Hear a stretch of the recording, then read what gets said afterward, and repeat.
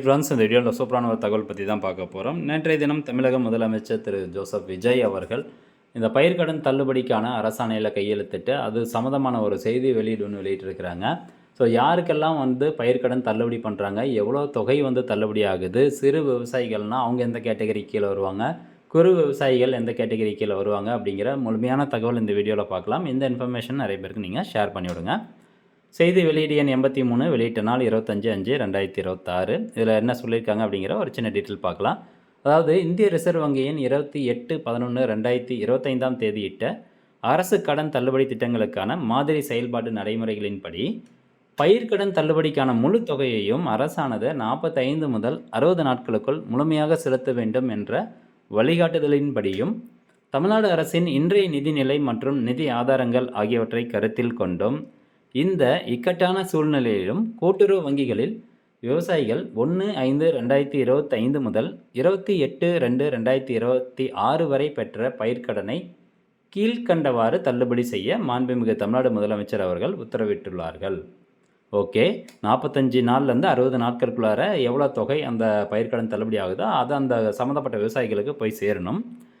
யாருக்கெல்லாம் தகுதி அப்படின்னு பார்த்தீங்கன்னா 1/5/2025 28/2/2026 இந்த ஒரு பீரியடுக்குள்ளார நீங்கள் கடன் வாங்கியிருந்தீங்க அப்படின்னா உங்களுக்கு இந்த தள்ளுபடியானது பொருந்தது. இந்த தள்ளுபடியில் மொத்தம் 2 கேட்டகரியாக பிரிக்கிறாங்க விவசாயிகளை. ஒன்று குறு விவசாயிகள், இன்னொன்று சிறு விவசாயிகள்.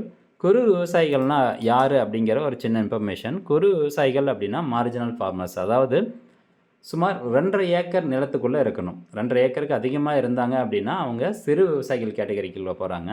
2.5 ஏக்கருக்குள்ளே இருந்தால் மட்டும்தான் குறு விவசாயிகள் கேட்டகரிக்குள்ளே வருவாங்க. இதில் நஞ்சை நிலமாக இருக்கும் பட்சத்தில் 1.25 ஏக்கர் அல்லது புஞ்சை நிலமாக இருக்கும் பட்சத்தில் 2.5 ஏக்கர் வரை நிலம் உள்ளவர்கள் குறு விவசாயிகள். சிறு விவசாயிகள் யார், ஸ்மால் ஃபார்மர்ஸ் யார் அப்படின்னா 2 ஹெக்டேர் வரை, அதாவது 2.5 ஏக்கரில் இருந்து 5 ஏக்கர் வரை இருக்கக்கூடிய நிலம் வைத்திருக்கக்கூடிய நபர்கள் சிறு விவசாயிகள்.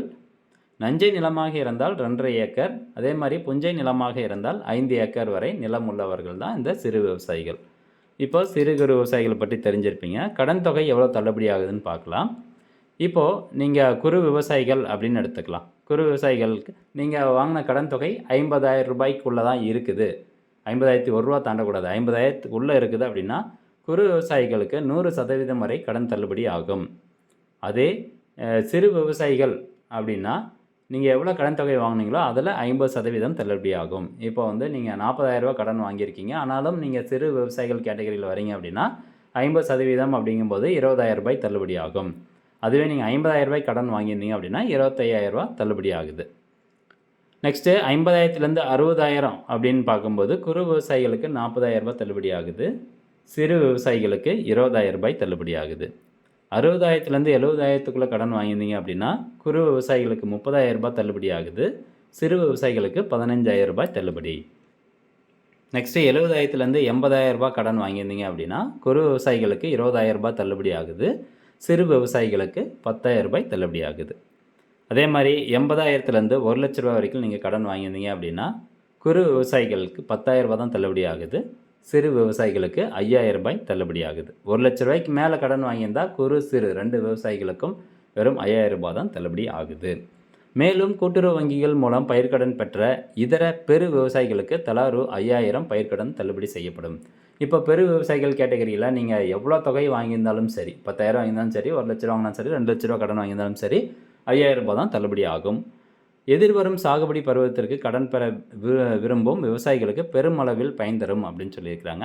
ஸோ மறுபடியும் கேட்டகரி வைஸ் பார்க்கும்போது இந்த பயிர்க்கடன் திட்ட தள்ளுபடி 1/5/2025 28/2/2026 கடன் வாங்கலுக்கு மட்டும்தான் அது பொருந்தும்.